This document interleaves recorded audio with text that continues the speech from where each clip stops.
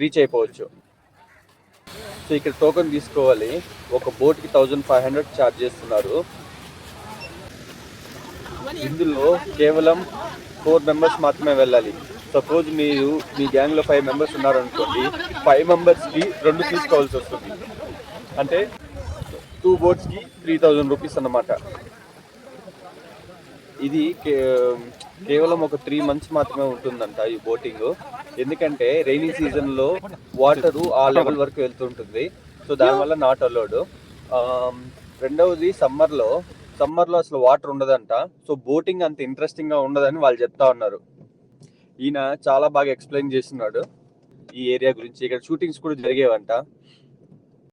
మీరు 1 డే ట్రిప్కి అయితే ఈ ప్లేస్ని బ్లైండ్గా సెలెక్ట్ చేసుకోవచ్చండి. 1500 వర్తే.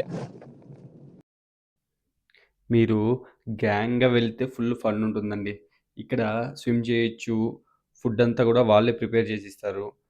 మీకు ఫుల్ ఎంజాయ్మెంట్ ఉంటుంది ఇక్కడ. మీరు నాలా 7కి స్టార్ట్ అవ్వకుండా 5కి కానీ స్టార్ట్ అయితే ఎర్లీగా రీచ్ అవ్వచ్చు.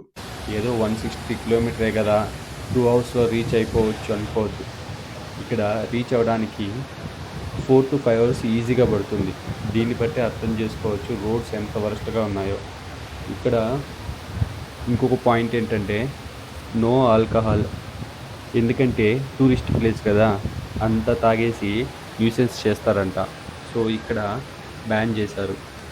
ఒకవేళ మీరు మీ వెహికల్స్లో తెచ్చుకున్నా ఇక్కడ చెకింగ్ ఉంటుంది. నా కార్ కూడా దారిలో చెక్ చేస్తారు. సో మందు లేకుండా మంచిగా స్విమ్ చేసి మంచి ఫిష్ కర్రీ తిని ఎంజాయ్ చేయండి. స్విమ్ చేసేటప్పుడు ప్లీజ్ వేర్ లైఫ్ జాకెట్. ఎందుకంటే ఇక్కడ